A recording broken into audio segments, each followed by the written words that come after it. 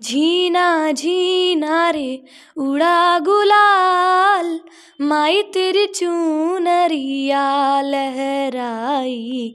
रंग तेरी रीत का, रंग तेरी प्रीत का, रंग तेरी जीत का है लाई लाई लाई।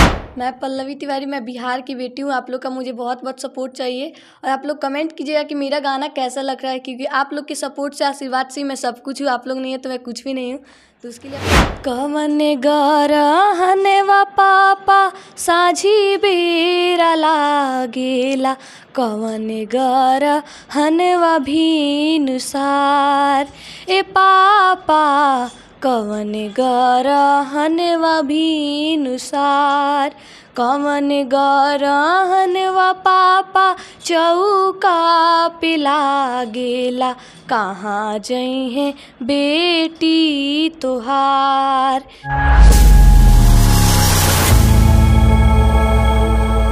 तो आप लोग देख रहे हैं मेरे साथ अभी पल्लवी तिवारी जी हैं, जो इस समाज के ऊपर, बिहार के ऊपर और अभी के हालात के ऊपर बहुत अच्छे अच्छे गाना इनके डायरी में है और गाना याद करके रखी हैं और दर्शकों को सुनाती हैं। तो आज हम डायरेक्टली इनके पास पहुंच चुके हैं और इनसे गाना सुनने के लिए ही हम पहुंचे हैं। आप लोग को भी सुनाएंगे और इनसे बात करेंगे और जानना चाहेंगे कि इतने अच्छे अच्छे गाना आखिर पल्लवी तिवारी जी कैसे गा लेती हैं। सबसे पहले पल्लवी तिवारी जी, आपका स्वागत है मेरे चैनल पर।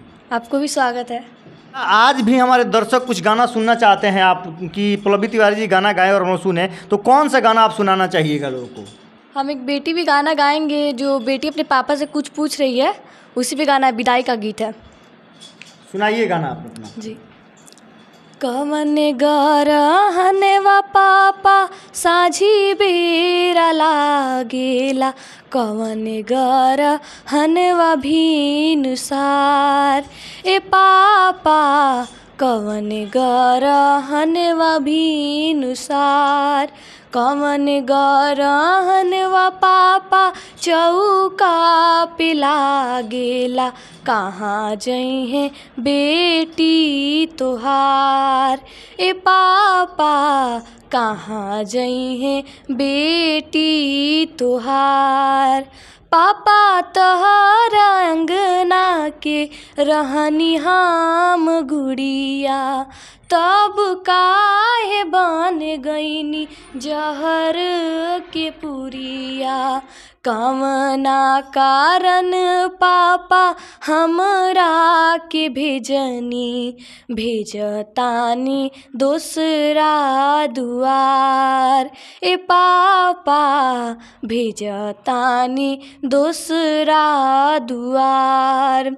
अब ना भेटाई हमके माई के अचरवा, मिली नाही भाई के दुलार ए पापा, मिली नाही भाई के दुलार।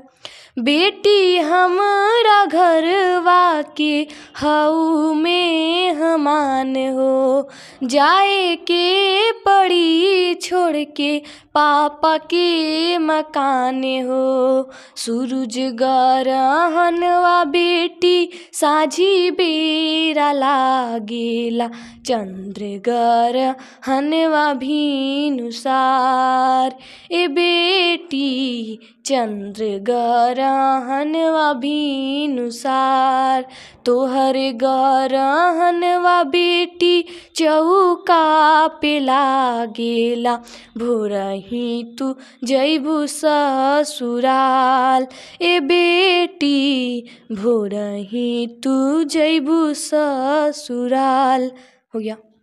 अभी आप देख रहे थे कि पल्लवी तिवारी जी हैं, जो अभी विदाई पे गाना गा रही थी। और आप सभी लोग जानते हैं कि विदाई का एक ऐसा क्षण होता है और एक बेटी का शादी होता है और जिस समय विदाई होता है, और सबसे बड़ी मुश्किल समय उस पिता के लिए होता है जो पिता अपने बेटी का विदाई उस समय करता है। तो वहीं शादी के लिए ही विदाई गीत था जो पल्लवी तिवारी जी अभी आप लोग को सुना रही थी। आगे हम इनसे और कुछ गाना सुनना चाहेंगे और जानेंगे कि आगे आप लोग को कौन सा गाना सुना रही हैं और आगे आप क्या सुनाना चाहिएगा दर्शकों को। एक और गाना सुनाएंगे, वो मम्मी पे है। ओ झीना झीना झीना रे उड़ा गुलाल माई तेरी चुनरिया लहराई, झीना झीना रे उड़ा गुलाल माई तेरी चुनरिया लहराई। रंग तेरी रीत का, रंग तेरी प्रीत का, रंग तेरी जीत का है लाई लाई लाई। रंग तेरी रीत का, रंग तेरी प्रीत का, माई तेरी चुनरिया लहराई। हो जब जब मुझ पे है उठा सवाल, माई तेरी चुनरिया लहराई।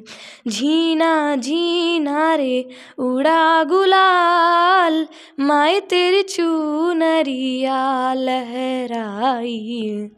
जग से हारा नहीं मैं, खुद से हारा हूँ माँ। एक दिन चमकूंगा लेकिन तेरा सितारा हूँ माँ। माई रे